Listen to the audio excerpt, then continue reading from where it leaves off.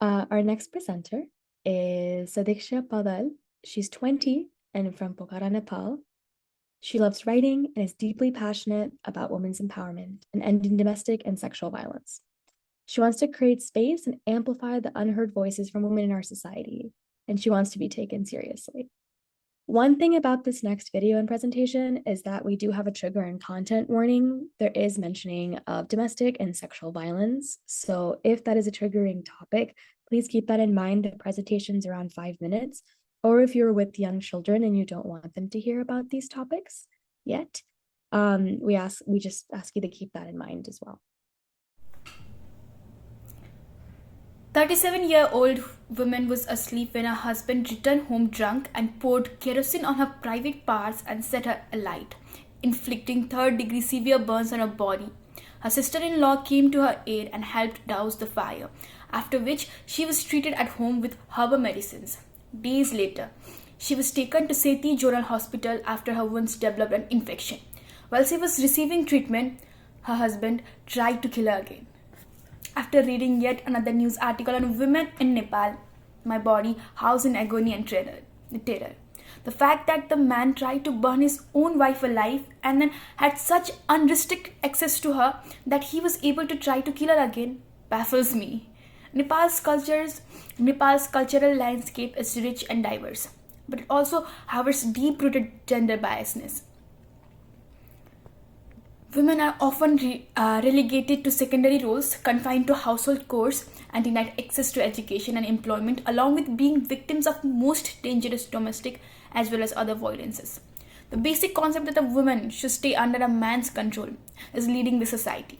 Men provide for us. Even when a woman works, she opts to look after her children. That's why a man married her. And the most important part here is a woman should never dream of becoming superior to men. These statements are ridiculous, but the reality that I live in. Though my parents have never verbally ever expressed how I am a woman and should keep my mouth shut at times, how I should be learning all the household to be a perfect wife and daughter-in-law, but their actions spoke louder. I've never been denied equal opportunity in education, along with my brother. But there are times when I need to learn to cook, but my brother doesn't. I need to do the dishes whatever the situation may be, but my brother doesn't. When I need to keep my mouth shut, speaking in front of elders, but my brother doesn't.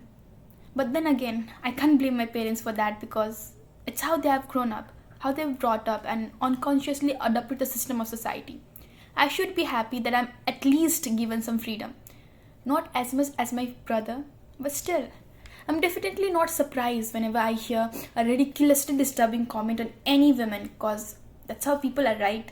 That's what they have been like. That's what they have learned in this society. The most important part when I feel that I don't belong to this place or there is something really wrong with people around me is when my school teachers make some disgusting jokes about women to take an example for the subject matter. And I understand why the males in the room laugh. But my mind is blown away when my fellow female classmates join them. I stare at them in horror. Was I supposed to laugh too? But the comments were really offensive. I felt someone stripped my respect all the way down my body. But then again, we can't blame them. That's how they were brought up, isn't it? I don't understand why we always normalize women being degraded and letting them be the way they are, vulnerable, with the excuse that that's how society is. That's what everybody learns. It's not their fault. Probably every single person in my school learned about equality, learned about women empowerment, learned about society. Then why is everything so messed up? Whenever I think of the legal system of Nepal in future, I see it deteriorating more than improving. And I know that I need to stand out and speak up. I know that I won't be able to change the world or my country with what I say or what I do, but at least there will be a pleasant start. At least there will be a voice to other Sadikshas who actually think that it's not okay for others to behave the way they do, or at least there will be a challenge to all the stereotypical views of it is what it is, because it's not. It's not okay to push a girl child into a cow shed because she's on her periods. It's not okay for men to pass disturbingly disgusting comments on women's appearance, character, or even strength in any way. It's not okay to only teach your daughter the household.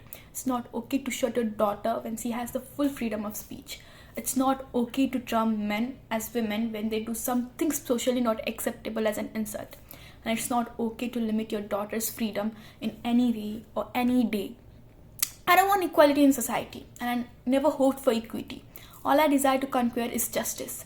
I see justice giving meaning to life, where equality and equity seem to provide people with equal opportunities and require opportunities respectively. Justice is something that actually finds the root of the problem and removes it, so that there is no need of creating or providing equal or required opportunities, because all the opportunities are now already available. And I hope to live in a justful society. Thank you.